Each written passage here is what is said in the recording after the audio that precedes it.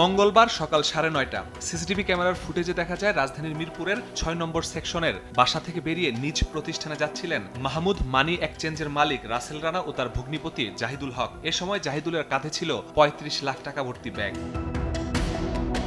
কিছুদূর এগিয়ে আব্দুল বাতেন সড়কে পৌঁছাতেই গতিরোধ করে মোটরসাইকেলে আসা ৬ দুর্বৃত্ত অস্ত্রের মুখে ব্যাগ ছিনিয়ে নেওয়ার চেষ্টা করে দুর্বৃত্তরা বাধা দিলে ফাঁকা গুলি করে। এরপরেও ব্যাগ দিতে না চাইলে ধারালো অস্ত্র দিয়ে আঘাত করে জাহিদুলের কাছে থাকা টাকা ভর্তি ব্যাগ ছিনিয়ে নেয়। $৩৫৫০ ছিল আর আপনার টাকা ছিল, টাকা মিলে টোটাল কারেন্সি প্লাস মাইনাস করে আপনার ৩৫ লাখ সামথিং টাকা আছে। ধারালো অস্ত্রের আঘাতে আহত জাহিদুল রাজধানীর সোহরাওয়ার্দী হাসপাতালে চিকিৎসা নিয়ে বাসায় ফিরেছেন। তুলে ধরলেন ভয়াবহ অভিজ্ঞতার কথা। আমার কাছে যে ব্যাগ নিয়েছে আমি আবার ওই লোকের কাছে ব্যাগ নিয়ে নিয়েছি, যেই ব্যাগ নিয়েছি গাড়ি নিতে আনিনি, এর মধ্যেই মনে করেন যে পিছনে শব্দ হয়েছে, গুলি করছে।